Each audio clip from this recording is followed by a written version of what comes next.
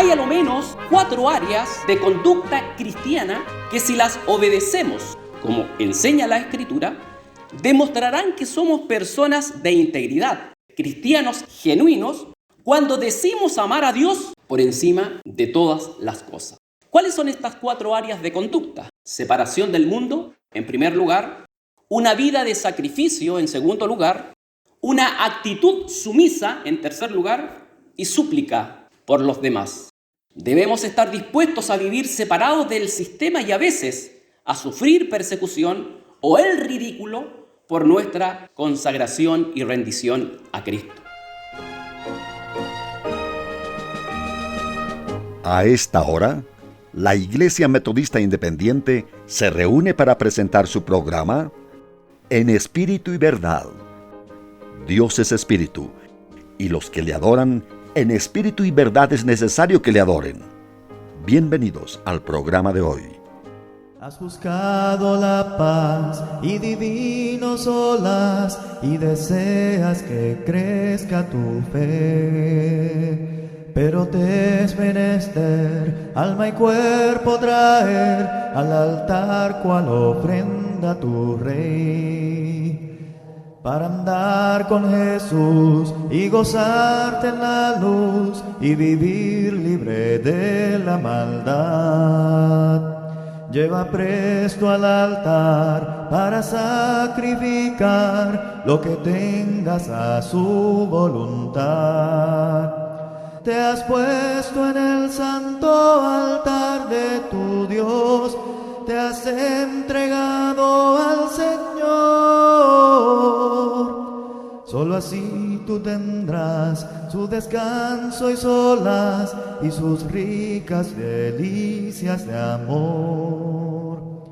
Satisfecho estarás, paz y gozo tendrás, un amor cual las ondas del mar. Y verás lo que es el sentarte a tus pies cuando traigas tu todo al altar. Te has puesto en el santo altar de tu Dios, te has entregado al Señor. Solo así tú tendrás su descanso y solas y sus ricas delicias de amor.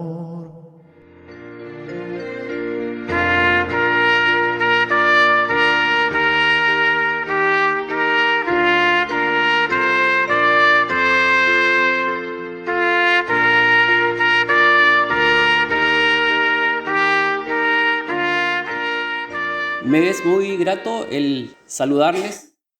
Es una bendición poder compartir con ustedes de la palabra de Dios y ser edificados en la fe. Les voy a invitar, por favor, que ubiquen el pasaje en Hebreos capítulo 13.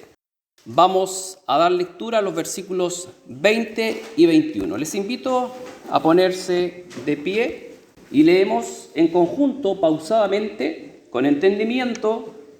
Leemos: y el Dios de paz, que sacó de los muertos a nuestro Señor Jesucristo, el gran pastor de las ovejas, por la sangre del testamento eterno, os haga aptos en toda obra para que hagáis su voluntad, haciendo Él en vosotros lo que es agradable delante de Él por Jesucristo, al cual sea gloria por los siglos de los siglos. Amén. Les invito a orar. Oh buen Dios, que estás en los cielos y en este lugar y en todo lugar donde 2 o 3 se reúnen en el amado nombre de nuestro Señor Jesucristo, te imploramos que tú nos presidas, limpies mi mente, mi corazón para entregar tu palabra con claridad y también prepares los sentidos, nuestra mente y voluntad, para no tan solamente escucharla, sino para ponerla por obra en la vida cristiana. Lo rogamos humildemente por Cristo Jesús. Amén. Amén. Tengan la bondad de ocupar sus asientos. Hoy día vamos a entregar un mensaje sobre una vida rendida y consagrada a Cristo. Porque el tema, lamentablemente, no todos los creyentes de cualquier rincón del mundo, renacidos, entregan una vida rendida y consagrada a Cristo. Y en el tiempo actual que vivimos es trascendental. En medio del acelerado ritmo de la vida actual, las personas están constantemente esforzándose por alcanzar lo suyo propio, no lo que es de Dios ni lo que es del prójimo.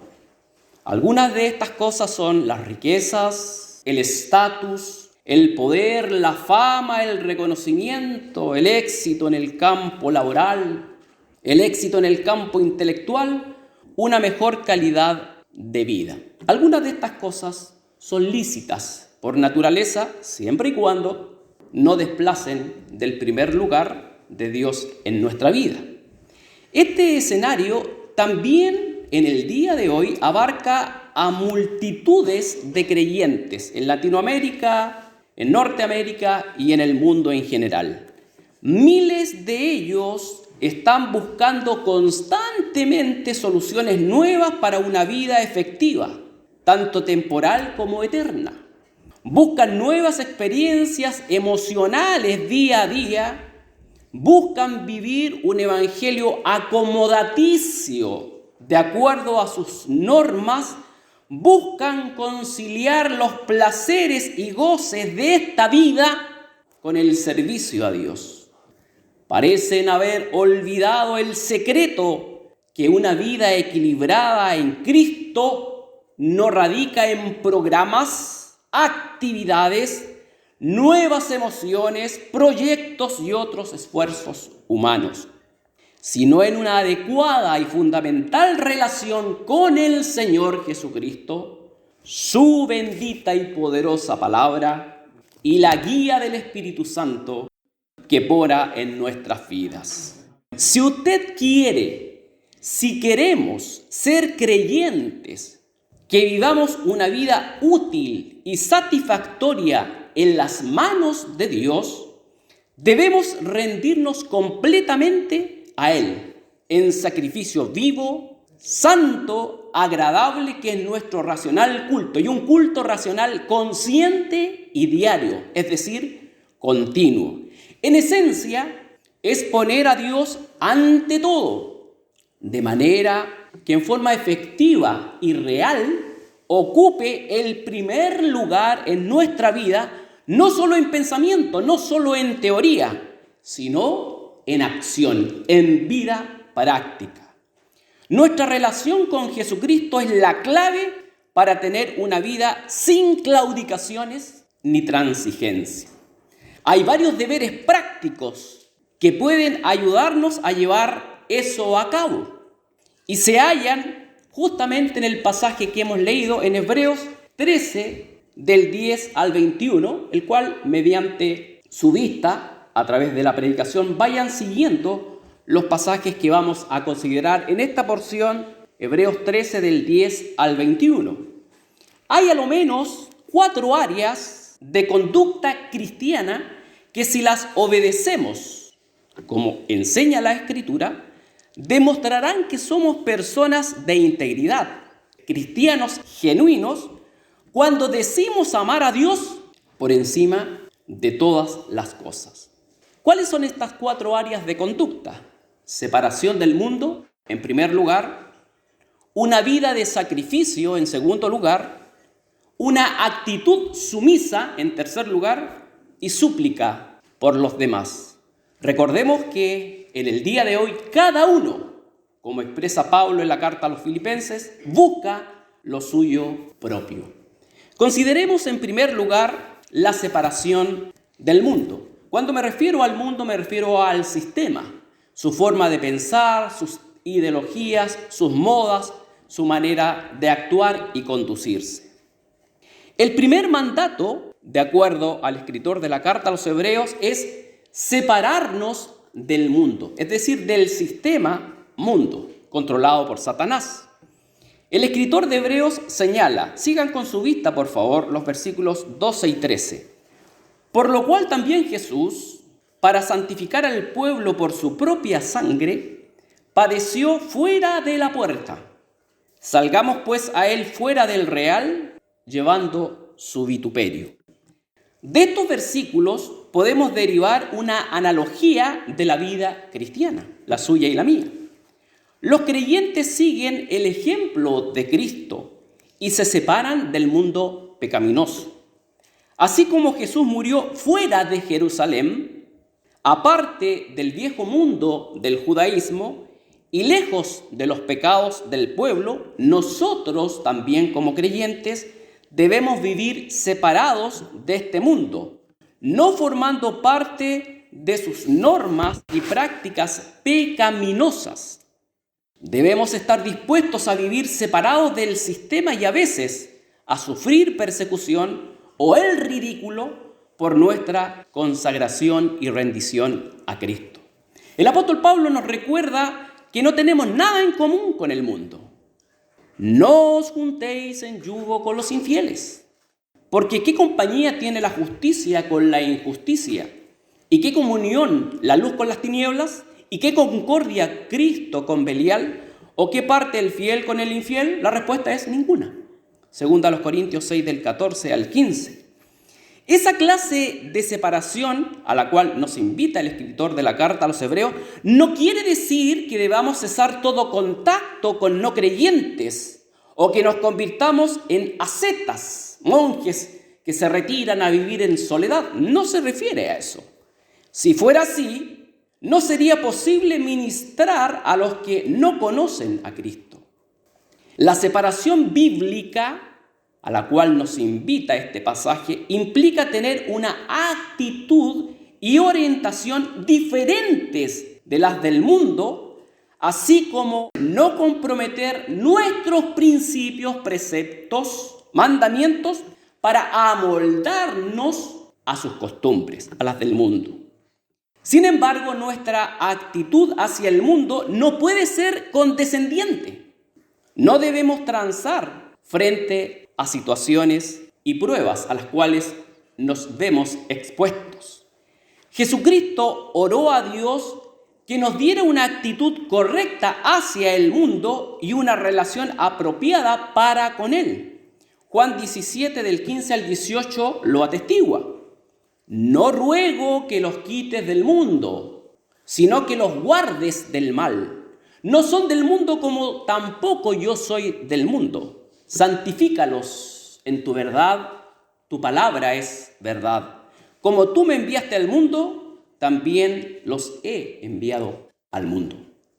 Dios sabe que debemos vivir en este mundo, con todas las adversidades y vicisitudes que podamos enfrentar, pero quiere que nuestras costumbres, nuestros hábitos, nuestra forma de pensar, cómo nos vestimos, cómo hablamos, nuestras actitudes sean absolutamente distintas a las que caracterizan este mundo. Y Juan lo declara muy claramente en 1 de Juan 2 del 15 al 17. No améis al mundo, al sistema, ni las cosas que están en el mundo. Si alguno ama al mundo, el amor del Padre no está en él. Porque todo lo que hay en el mundo, la concupiscencia de la carne y la concupiscencia de los ojos y la soberbia de la vida, no es del Padre, mas es del mundo. Y el mundo se pasa, y su concupiscencia, mas el que hace la voluntad de Dios permanece para siempre. Vivir una vida separadamente del mundo no es fácil. Lo podemos evidenciar, no es fácil. Pablo explica el precio de una vida tal cuando le escribe a Timoteo en la segunda carta, capítulo 3, versículo 12.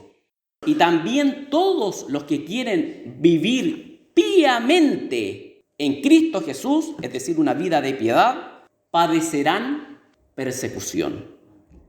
Muchos creyentes hoy, en los diferentes templos, en las diferentes denominaciones, no sufren persecución alguna, sencillamente porque son pocos los que viven una vida de piedad como Dios la manda, fuera del ámbito del mundo.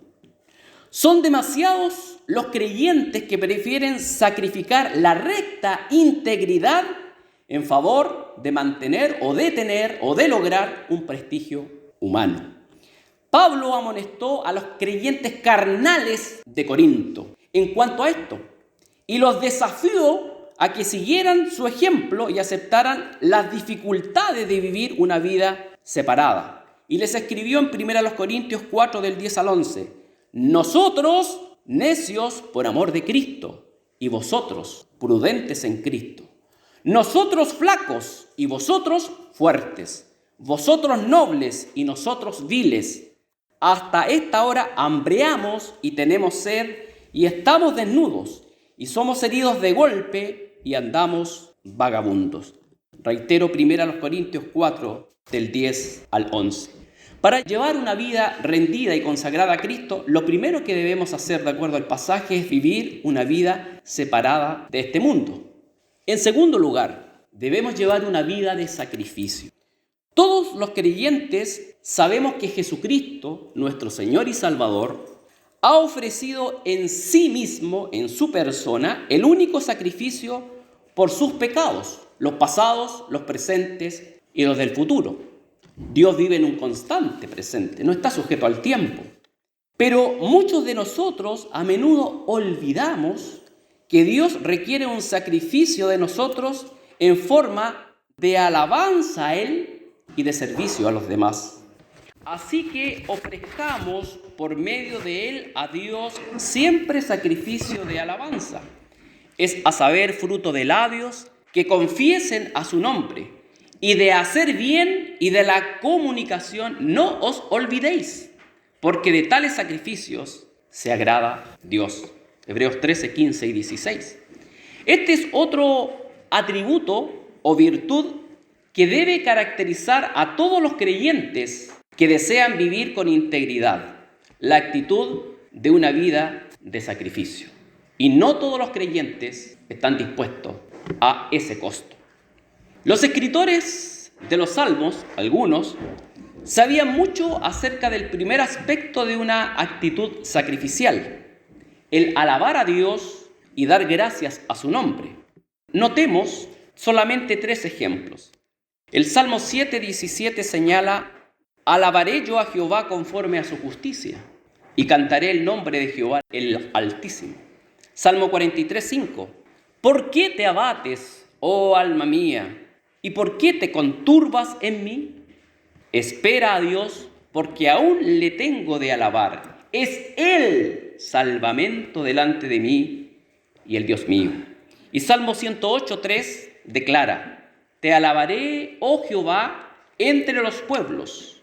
A ti cantaré salmos entre las naciones. El ofrecer sacrificios de alabanza, como describe el escritor, no debe ocurrir solo cuando recibimos una bendición de Dios. Eso es sencillo. Eso debe caracterizarnos en todo momento y en todas las circunstancias, en la alegría y en la tristeza. Cuando hay bendición y cuando las cosas parecieran no marchar bien. Pablo nos manda en 1 Tesalonicenses 5:18. Es una orden, es un imperativo bíblico. Dice, dad gracias en todo, porque esta es la voluntad de Dios para con vosotros en Cristo Jesús. El apóstol Juan nos advierte que esas palabras deben acompañar a un segundo aspecto de la vida de sacrificio, que es el servicio práctico y las buenas obras al prójimo. Dice 1 de Juan 3:18, hijitos míos, no amemos de palabra ni de lengua, sino de obra y en verdad. Y eso es lo que ve el mundo en nuestras vidas. El dar prioridad a Dios en nuestra vida y adorarlo sobre todas las cosas resultará, si nuestra fe es auténtica, en acciones que le honren y glorifiquen. La simple alabanza de dientes afuera, es decir, una alabanza externa, y no hacer lo que sabemos que tenemos que hacer, obedecer, seguir los principios y preceptos de la Biblia y todo lo que nos ordena, no es el distintivo de una persona de integridad. Y cuando no cumple, Santiago 4:17 nos dice, el pecado pues está en aquel que sabe hacer lo bueno y no lo hace.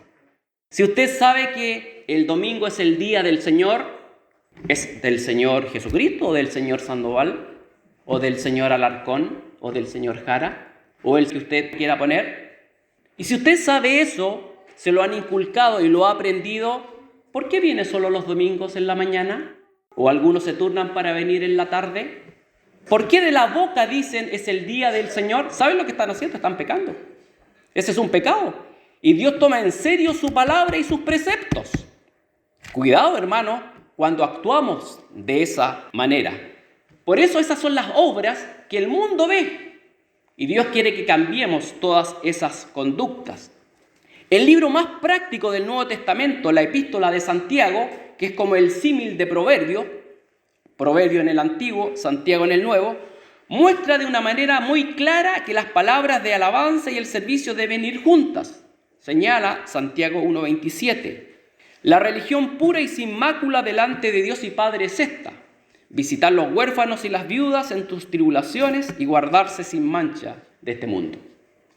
Primera de Juan 4:20 resume una vez más la naturaleza crucial de este punto y lo que significa en realidad si no lo obedecemos, y lo expresa en estas palabras: si alguno dice yo amo a Dios y aborrece a su hermano, es mentiroso. Porque el que no ama a su hermano al cual ha visto, ¿cómo puede amar a Dios, que es espíritu, a quien no ha visto? Nos confronta la Escritura.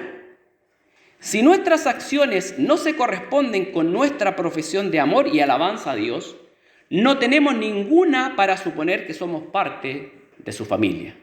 Por lo tanto, para llevar una vida rendida y consagrada a Cristo, debemos vivir separados de este mundo y tener una vida de sacrificio. En tercer lugar, también nos invita el escritor a llevar una actitud sumisa. Cuán difícil es ser humildes.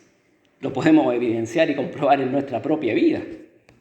El escritor de Hebreos menciona una tercera área clave de la actitud y de la conducta que prueba la verdad de la integridad del creyente delante del Señor, que es la sumisión. Y aquí quiero abarcar solamente 3 aspectos: a los líderes espirituales, a la autoridad gubernamental y a los jefes, aquellos que tenemos jefes directos. Una actitud sumisa. Estamos hablando de forma práctica. En primer lugar, dentro de este punto, a los líderes espirituales. Además de la obra de su Espíritu en nosotros, Dios gobierna a través de los hombres controlados por el Espíritu Santo que dirigen la iglesia de Dios. ¿Cuáles son aquellos? No los que saltan, no los que estrujan a las ovejas y le sacan dinero, no los que se aprovechan usufructuando de los creyentes incautos que no estudian la Biblia. ¿De cuáles autoridades estamos hablando? De aquellos que trazan con rectitud la palabra de Dios, de aquellos que predican el evangelio completo, puro y limpio, como está en la Biblia, y de aquellos que predican la sana doctrina. A ellos me refiero, no a cualquier líder espiritual. Y Hebreos 13 declara: y hermanos, los que son ovejas, dice la Escritura, lo dice Dios, no lo digo yo: obedeced a vuestros pastores. ¿Cuántas ovejas desobedientes habrá acá? ¿Cuántas obedientes habrá? No le quiero preguntar a los pastores. Y sujetaos a ellos, porque ellos velan por vuestras almas como aquellos que han de dar cuenta, para que lo hagan con alegría y no gimiendo, porque esto no os es útil.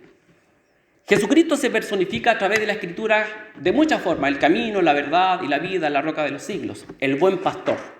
Por lo tanto, la grey son las ovejas. Fíjense que en este redil hay ovejas. No hay cabras monteses ni asnos monteses que se van en solitario y hacen lo que ellos quieran. No, Dios es ordenado. ¿Por qué hizo el sol en el 4º día? ¿Por qué hizo al hombre en el 6º día? Porque hay un orden. Y aquí dice claramente: obedeced a vuestros pastores. Insisto, a los que predican la sana doctrina. Porque hay muchos embaucadores hoy en día, en iglesias que un día fueron fieles y ya no lo son.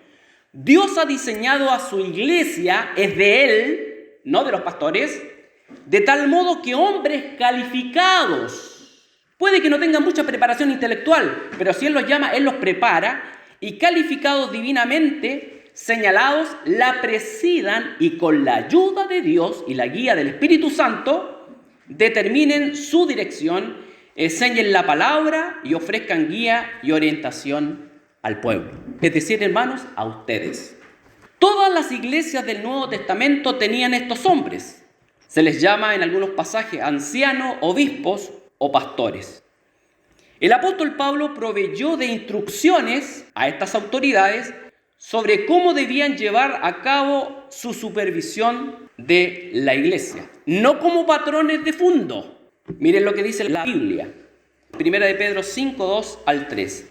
Apacentad la grey de Dios que está entre vosotros, teniendo cuidado de ella, no por fuerza, sino voluntariamente, no por ganancia deshonesta, sino de un ánimo pronto, y no como teniendo señorío sobre las heredades del Señor, sino siendo dechados de la grey. De la misma manera como se manda a los dirigentes, pastores, ancianos, obispos, que gobiernen con amor, solicitud y humildad, los que están subordinados a ellos también deben someterse a su autoridad con amor y humildad.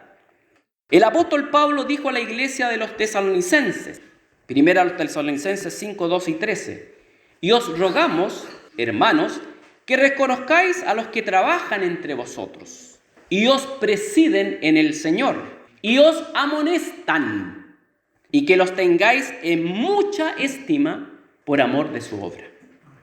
Tened paz los unos con los otros.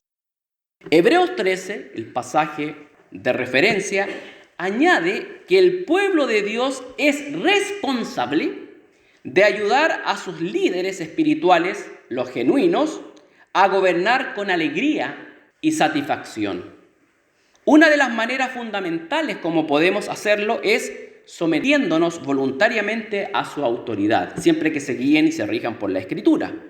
Por lo tanto, la alegría de nuestros líderes en el Señor debe ser incentivo básico para que nos sometamos a ellos.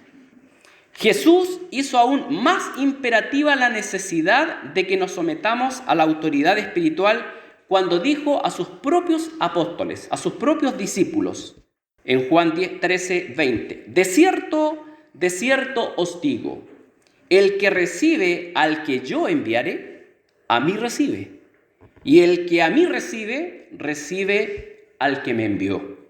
Nuestra sumisión y obediencia a los ancianos pastores de nuestra iglesia local equivale a nuestra sumisión y obediencia a Cristo. Y enfatizo a los líderes espirituales que predican la sana doctrina, el puro evangelio, se guían por la Santa Escritura, que es la única autoridad de fe y conducta, y la guía del Espíritu Santo. Usted lo podrá identificar en el día de hoy.